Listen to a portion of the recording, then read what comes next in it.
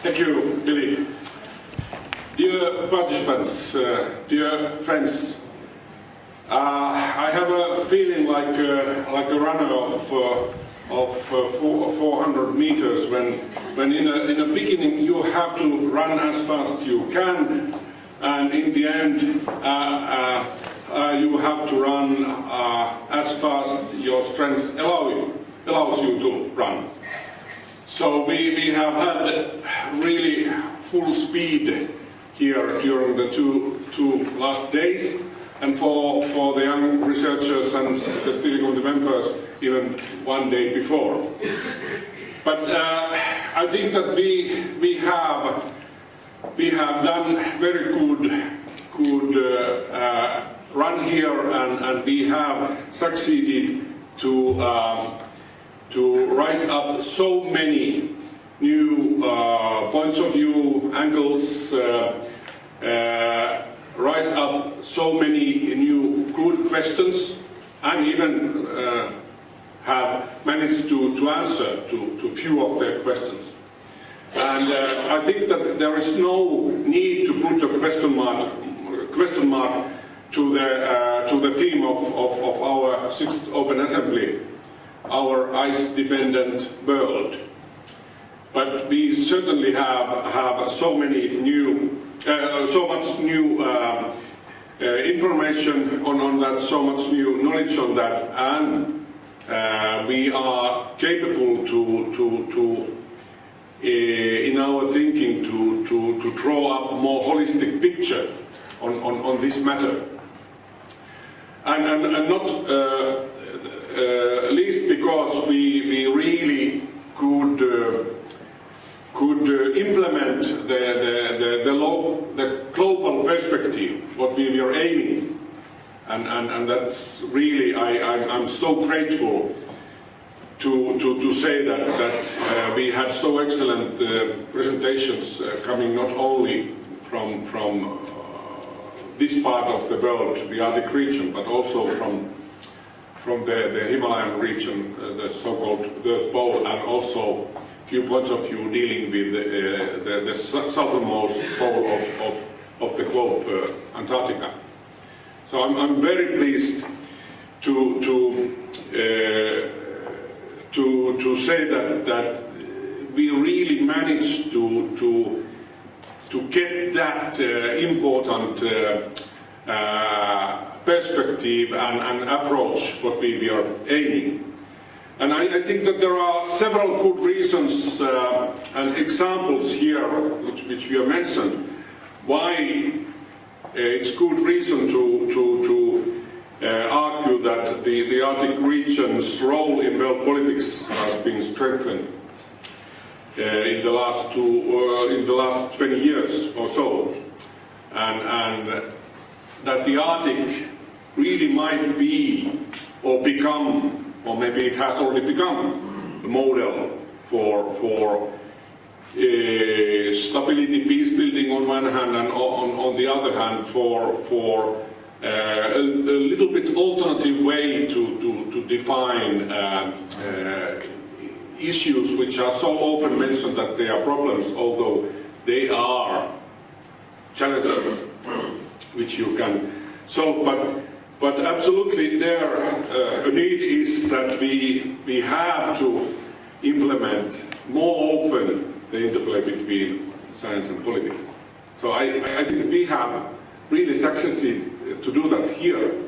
But how we are able, or in the first place, are we willing to carry that message when we go out, when we go to our societies and meet our colleagues, friends, family members.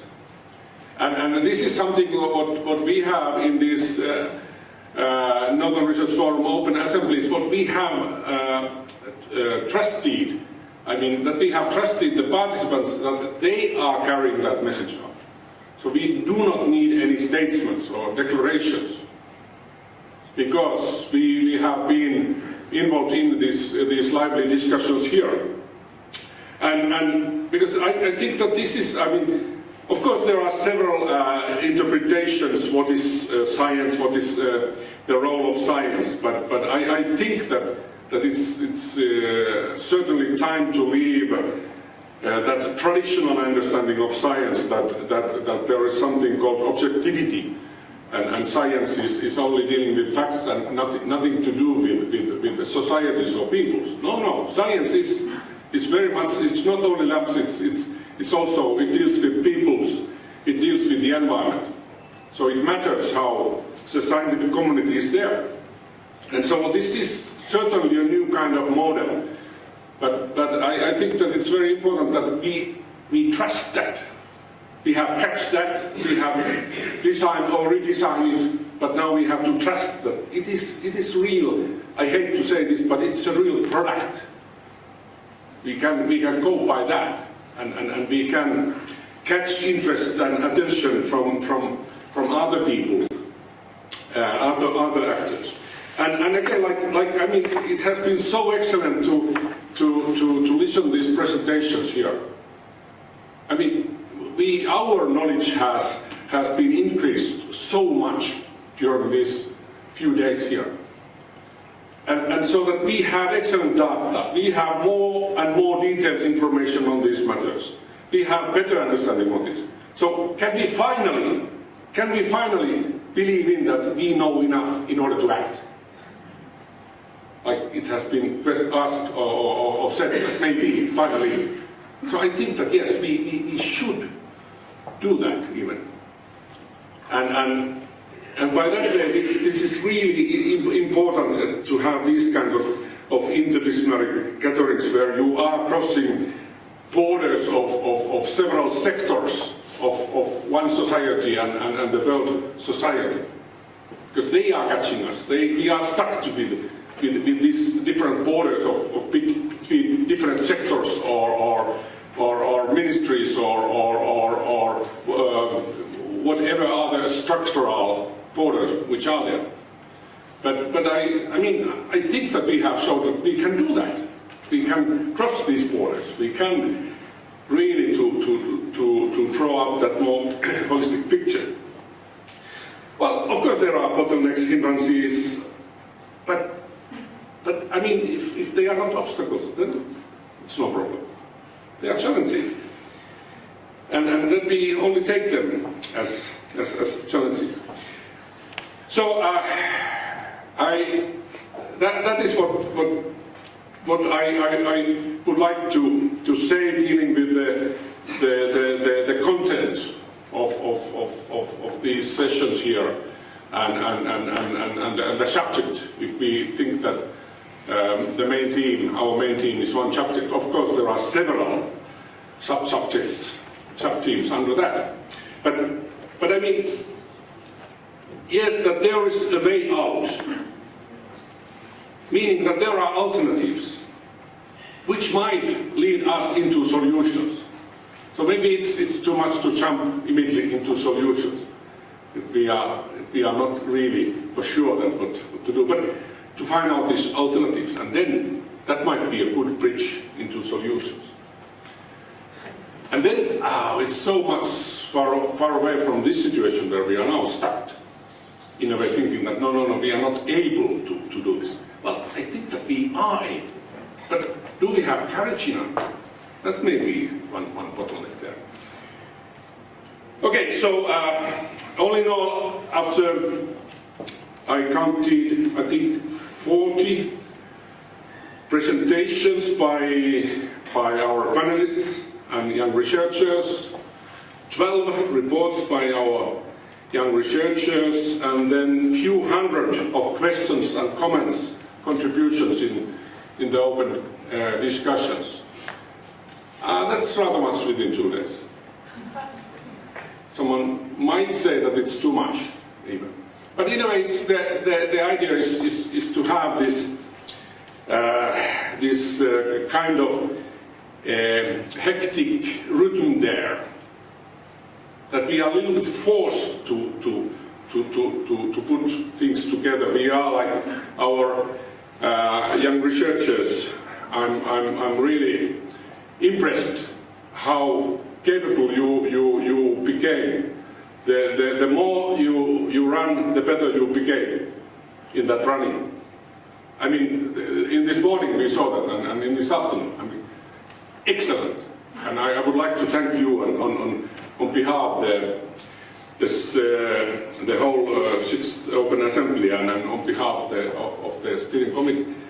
Yeah, you did excellent job, and that is exactly so. Yeah, it is possible, but it's good to change the rhythm every now and then, because then next time we are more capable for that.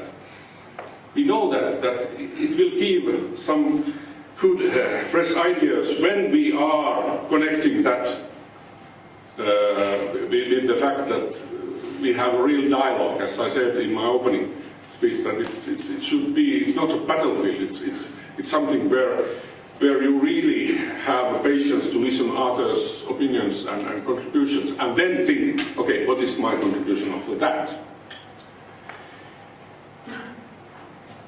So thank you so much. Thank you all the participants. Thank you all the panelists, all the other presenters. Thank you the young researchers. So as so often, the active participation by the actors of event.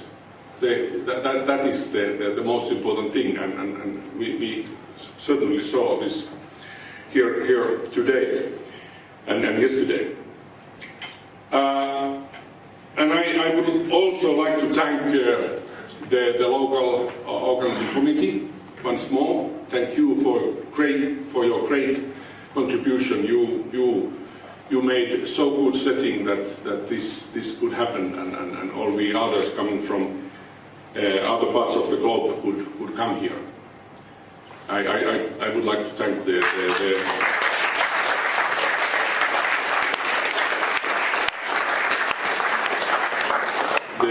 ANAF Secretariat, President Crimson and his office, and all the sponsors.